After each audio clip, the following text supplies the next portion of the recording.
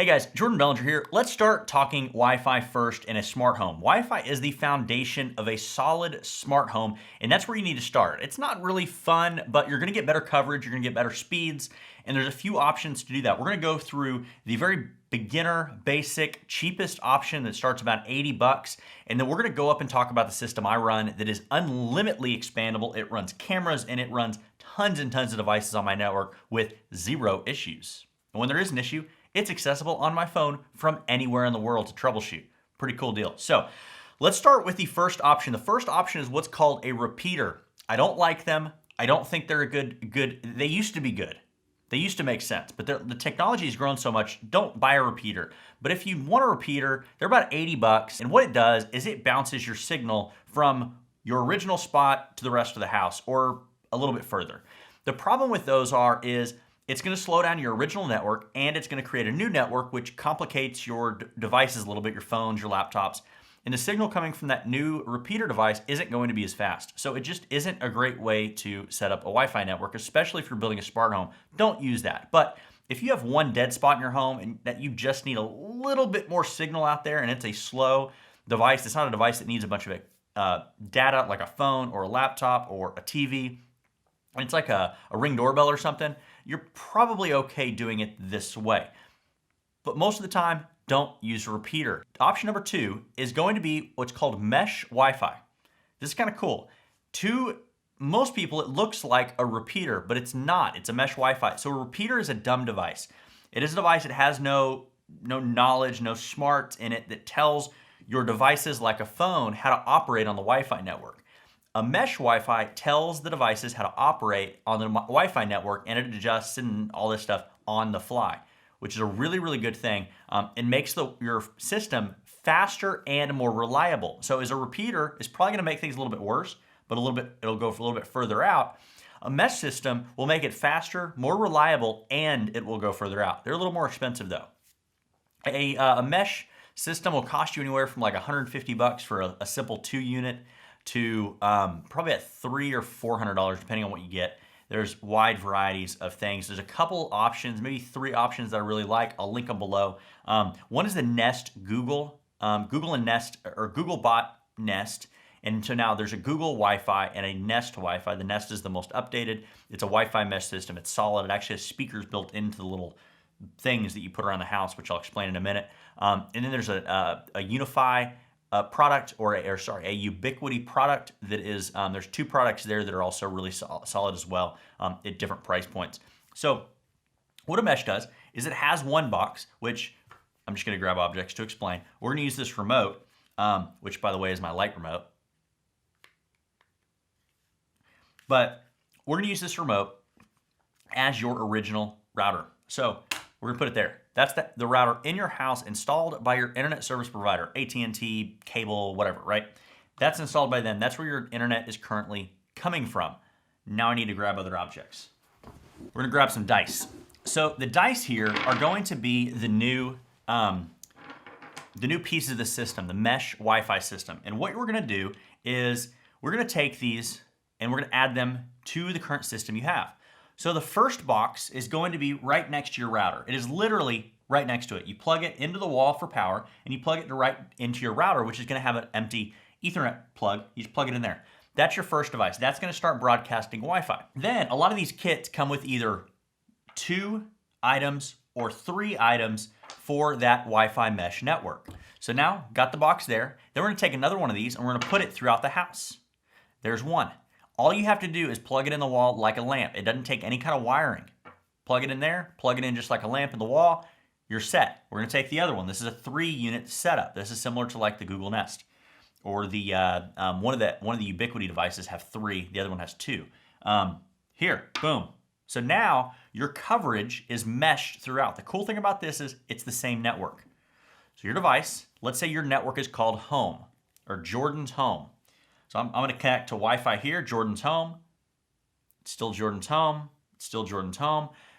Chances are you don't even know your phone. It's just like a phone call, right? You can be driving at 80 miles an hour, well, 70 miles an hour, down the road on your phone, and you could be going from antenna to antenna and you don't even notice it, right? Same concept in your house. That's the cool thing about the Wi-Fi mesh.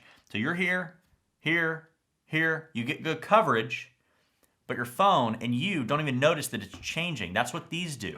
So it's an expandable system too. So if you have a bigger house and you need another device, you go buy another one of those nodes or modules or whatever you call these things, and you go buy them and then you add it there. Maybe you add it out to the garage. You want really good coverage in your garage because you watch TV out there or whatever.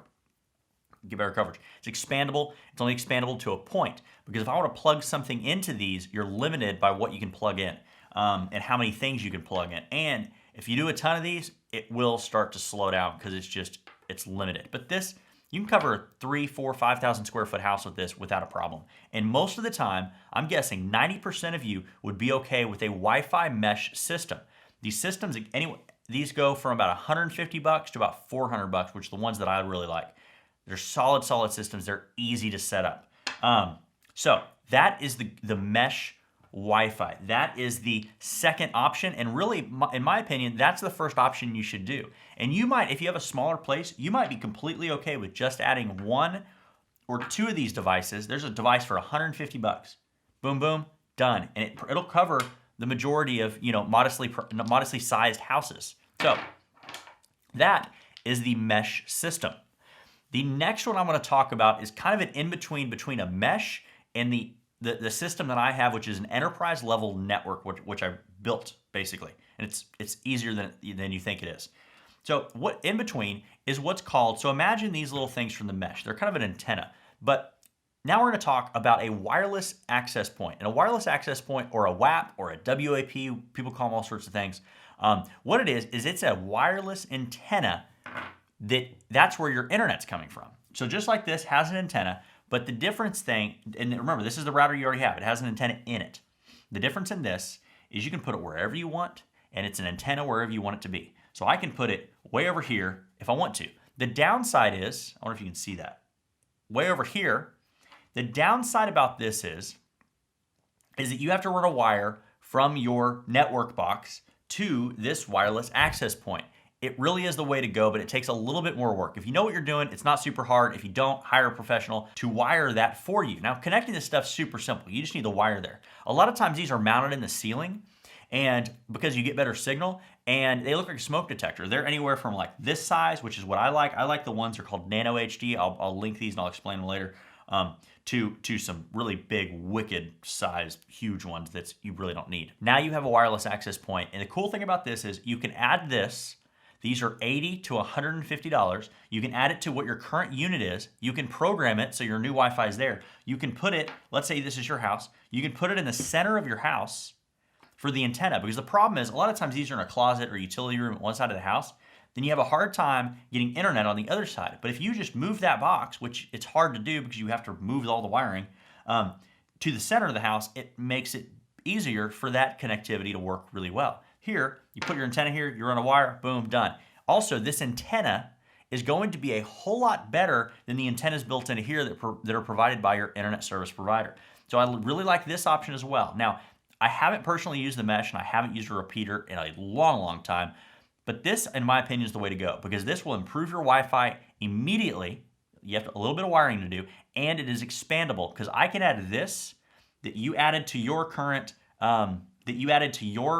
system. I can add this to my network that I built. And so this one's expandable. You spend that $80 or $150, and you can add it when you go, hey, my system's getting slow again. Maybe I need to upgrade to that enterprise level network. You can add this to it, which is really cool, and then it gets fun. Now, let's talk about a Ubiquiti Unify enterprise level network, which is what I built, and it's awesome. First off, they're more expensive. It's going to cost you $400 to $600 to just get started. Now, that's going to cover everything. That's going to cover all the devices you need, not including wiring. We're just talking hardware, because you're going to have to get the wiring done or whatnot. If you buy the stuff, it's cheap. If you have it done, it's going to be a little bit more expensive, but a pro's doing it. So the Unify network is super expandable. That's what I like about it. I've added cameras. I've added a network attached storage, which is basically a cloud in my house, like a network cloud in my house. It's super, super cool. So I'm going to do a video on this a little bit later, so I'm not going to get into a ton of detail on it. But what we're doing is sometimes we can get rid of this box. Depending on the internet service provider, sometimes we can get rid of it. Sometimes we have to teach it to just pass the data through and don't slow anything down, depending on the provider. So let's say we can get rid of this. Mine you can't. Mine I have to go through, which it's not a big deal. So first we do is a firewall. It is a separate physical firewall for your system. And so that's going to be stronger than what your internet service provider has given you. That firewall right there. So you're already better protected, and you can program these however you want. You can program them to your heart's desire and secure your thing like a bank if you wanted to. Next one is I'm going to add a switch. So we have it's called a gateway or a firewall. Then we're going to add a switch. From that switch, it gets unlimited. The switch is basically a splitter. So we have one wire going from here to here, and from here out to the rest of our home, we can have as many wires as we want. Now, the wires that you're going to connect to it are going to be these hotspots or wireless access points or WAPs or whatever you want to call them, are going to be those. We might have 3 of them. Boom, right? And I know these are all dice. They're all the same. I don't have little cameras and little wireless access points to show you, but this should give you an idea. Here, we're going to run wires to these wireless access points. So one's going to go here, here, here, here, here, here. Now you have antennas here, here, and here throughout your house that you can access. Same network, just like your cell phone. When you're on the phone and you're talking to somebody, you don't notice it's switching around. You get better coverage. Let's say you build an extended garage or a building out back. You can add another one way over here to another spot of the house. Easy. Just run a wire, plug it in, buy another one. Done. The other thing you can do is you can add cameras. You can add hard drives. You can hardwire your TVs, your computers, all of that. Hardwired stuff is almost always better because it's going to be faster. It's going to be more reliable. It's going to have less interference. It's going to be wired. And so you can really get crazy with this. I have a lot of my TVs are plugged in. A lot of my Apple TVs are plugged hardwired in because it takes some pressure off of my Wi-Fi system. I have cameras that are hardwired. I have network attached storage that's hardwired. So this system gets a lot of fun. And it's super expandable. You could put this system in a 1,000 square foot house. You can put this system in a 40,000 square foot house or even a hotel. So this system's awesome. It sounds complicated, and it is, but after you learn it, it's really super simple. There was once that my wife, she was watching TV at home, and she calls me or texts me and says, "Hey, I can't. The TV won't connect to the internet." This is when we're still on Wi-Fi before we did the Ethernet hardwire. And I was like, oh, let me pull it up. So I pulled up an app on my phone that connects to my network remotely. I can be anywhere in the world and I can connect to it. I connected to it. I went to that device and I said, reconnect. What that did is basically the old school, remember when something didn't work and you had to turn it off, turn it back on? It basically turns it off and turns it back on. It disconnects the connection to the TV and reconnects it. And she goes, oh, look, my TV's working now. And she was like, oh, thank you, bye. And I'm like, man, that was really cool. That was awesome. I really like that. But to her, it fixed her problem, which is cool. So the other thing these networks do is you can add cameras. You can add hardwired cameras to this system. The way it works is you have a camera, you install it, you plug it into your switch, and then it records everything on site. So it records 100% of the time. It records on site, so it's your information, your data at your home. Then you can access it from the web into your home. That's different than a lot of these companies out there like Ring, where you actually go out to the cloud. So all of your data and all of your video is pulled to the cloud. There we go. My hand's still in the shot there. All of this data is pulled up to the cloud, and then you go and connect to the cloud and get your video, right? The difference is here I have all of my data at home in a hard drive, and it backs up elsewhere too. Then I go into my network from my phone and I access the data there. It's safer, it's better, it's more secure, and you can really lock it down if you want to. What else can you add? You can add a ton of stuff. You can add power over Ethernet lighting, which I don't know much about, but technically you can, I guess. And then smart home devices. So we have almost 40 devices connect to our network right now. 40. That's a ton. If I was using the regular internet service provider router, my Wi-Fi would be slow. My internet would be slow. It would be hard to stream TV. I mean, it was just not good. And so this network is the foundation of your smart home. A lot of you don't need that enterprise level network. I think I do.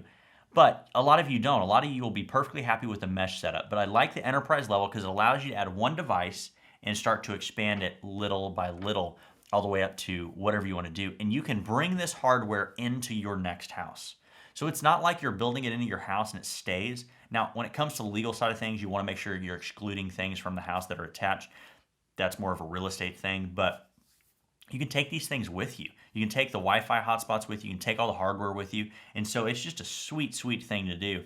And this hardware is going to last you a while. It's not like a phone that you get every 1 or 2 years. This stuff will last you. This should last you a long while. So, yeah, that's the first. So first thing you need to start is Wi-Fi and your network. You need to strengthen that so when you start adding switches and light bulbs and machines and ovens and crock pots and sous vides and whatever else you could possibly think of in a smart home, you need a really strong network first. So hope that helped. I'm going to link all the stuff that I like that has really good reviews, some of which I've used, all the Wifi stuff I've used personally, and I really like.